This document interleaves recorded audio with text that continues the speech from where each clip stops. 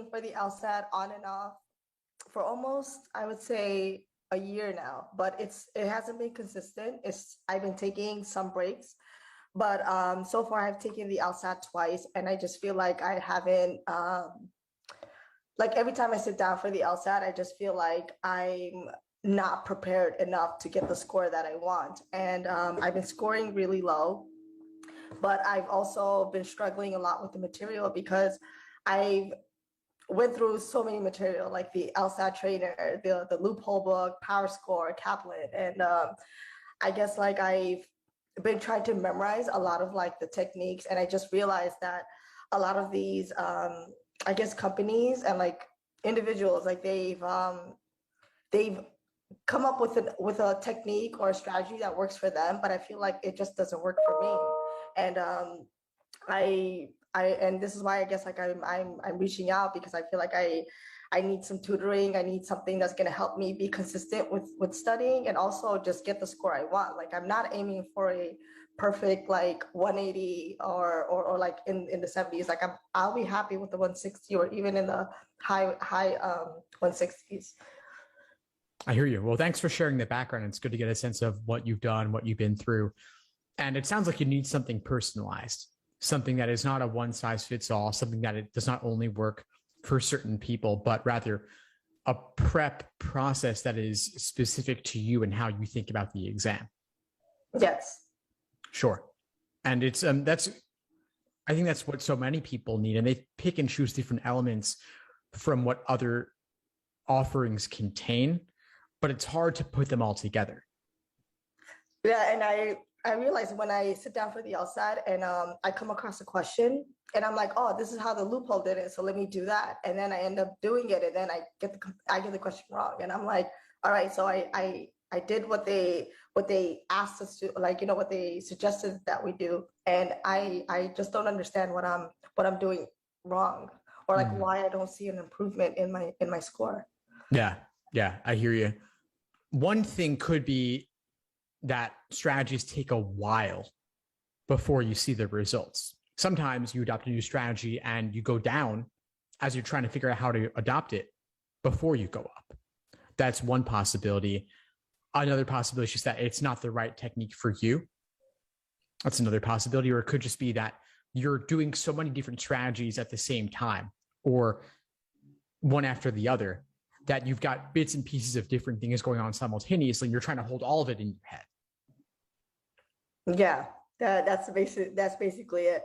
And then I ended up like putting together like this. I have this binder full of like how to like attack each strategy, and I pretty much broke it down to how like each I guess you can say like Kaplan or the way the LSAT trainer said to do it, and then I just sat down to kind of memorize it, and I just realized that I just wasted like months of my time, and now I'm at a point where I'm like, I don't want to take another year off. Like I want to get the score I want, and I want to like apply to law school already. Like I don't want to waste any more time. I hear you. Yeah. I mean, the thing is that when you've said memorization a few times, like memorizing that. The LSAT's not a test of memorization. I get the impulse to do that because it works in so many other contexts. And as part of how these books are designed with definitions and glossaries and such, it almost suggests that you should try to memorize. But this exam is a test of skills, not information, you know? Yeah. And that's why I don't want to get to that point where I'm memorizing anymore. I want to get to a point where I see a question and I know what to do. Like you know, with the flaw questions, like I find it really absurd how like people are able to, or like, you know, they suggest people memorize those like 21 common like flaw, like what do you call this? Like the flaw questions, right? Yeah, so the classic fallacies. Yeah. Yeah, so I'm like, how are people able to do that? And I did index cards and all that, and I still haven't grasped anything.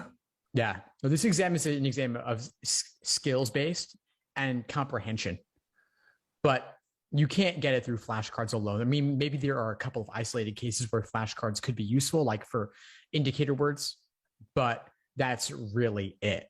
What I'm about is giving you a step-by-step process for each section, each question type, a process, and you follow that process, and you can adjust and adapt it. I give you a framework. I give you guidelines.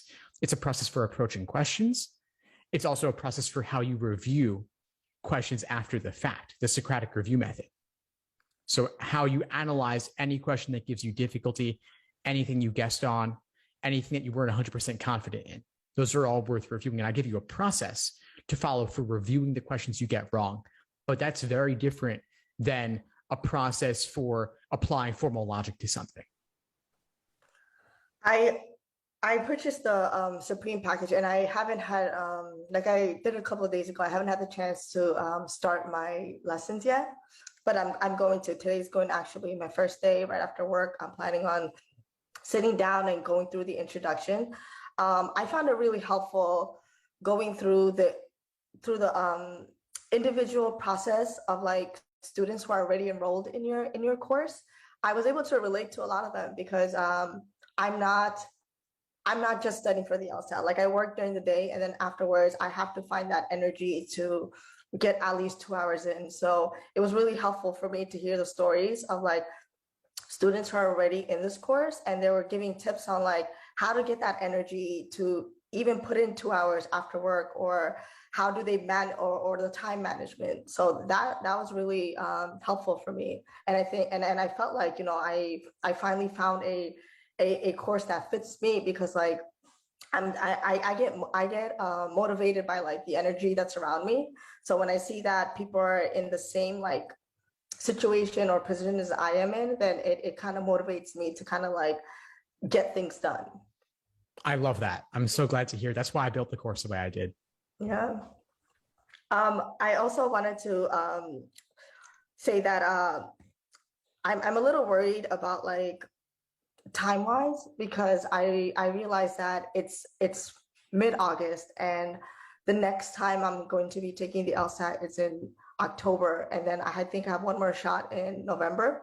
And I know you have the 1 month study and then the 2 month, but now after like I'm going to be completely honest, like after seeing like the courses or the videos I have to go through, I kind of felt overwhelmed, because I'm like, now I have to start like the process all over again. And is that enough time for me to study and also like grasp like each concept and apply that on exam day? Like, I'm not sure if that's enough time. I hear what you're saying. No, and I don't want you to feel overwhelmed. That's part of why I built the study plan foundational section of the course, to give you that step-by-step breakdown of exactly what to do every single day over the course of your prep. There's obviously so much in my course as a whole that you could take a year and not work through all of it. That's fine. You don't have to. The idea is that use the foundational part for a while to help you build your foundation in each section, each question type. And then once you have an idea of what your weak areas are, you can then watch lessons specifically on those topics and also attend the classes specifically on those topics. But we have more live classes and more full-length class recordings than you could possibly hope to work through in certainly 2 to 3 months, and not even in 6 months or a year. But you don't have to go through all of it. I make it available so that you can go deeper in the areas that you feel you need to. Okay, and I'm sure like you've met students like me in the past. So so as a beginner, like what kind of advice do you give students on how to like I guess like navigate the whole thing without feeling overwhelmed? Well, I'd suggest start with the foundational study plans. And I would say follow the 2 month or the 3 month, depending on whether you're going for October or November. And you can adjust midway through. It's fine. The schedule is more important for the level of specificity about what to do in what order, rather than the day-by-day breakdown. So you're working full-time. So many other students are as well. You can do more on the weekends if you need to and catch up there. You can do a little bit less during the week. It's totally fine. Carve out the time in your day where you can. So if it's primarily after work, that's fine. A couple hours on most weekdays is enough. And then you do a bit more on the weekend. I'm just like because I'm also like thinking about burnout too, because I felt like it's happened to me in the past, where after I took the LSAT last year in November, I remember I was studying for months, and then right after that exam, like I just like crashed. Like I couldn't like pick up the books again. And right after I got my score, I was just so discouraged. I'm like, started questioning whether I want to go to law school or not. And then like my current job and like, my personal experiences and even my professional experiences, like I stopped questioning whether I want to go to law school because I realized that the place I'm in now, I'm there for a reason. And, law school is a route that I really want to take. But then it took me until March. So from the end of November all the way to March, it took me until then to pick up another LSAT book to continue studying. And I don't want to get to that point where I burn out again. So I guess like, how do I, like, what kind of advice would you give like to avoid that altogether? Yeah, I'm glad you raised them. Thank you for sharing that with me. I think mindset's really important. So one resource I created for you is called the LSAT Mastery Dashboard. You'll find it in the foundational section of the course. And that helps you track what you're putting in. I find too often students are results focused rather than input focused. So I want you to track the number of hours you're spending, the number of videos you're watching, the number of problems you're completing, the number of classes you're attending. And you measure, okay, well, rather than your subjective feeling of where you're at, you look at what have I actually done? What you actually do will, of course, impact how you're feeling, but it also, by tracking it and documenting what you're putting in, you'll see, hey, I've done a lot. And maybe I've done too much this week. And I'm feeling burnt out and feeling tired. I'll lower the heat a little bit for next week. And it's not about the number of problems you're getting correct. I don't even want you to think about that. Accuracy is obviously important, but I want you to think more about what you're investing in the process, because the results will come with time, but they're not immediate. Because this is not memorization, it's not like you memorize one topic, then you're always going to be good on that topic. It's skills-based, and you build the skills over time. You try out different techniques over time, and you see what works and what doesn't work. But it's not a gradual increase like 10 hours of studying equals 5 points or something like that. A flash of insight can change everything, and you never know when it's going to come.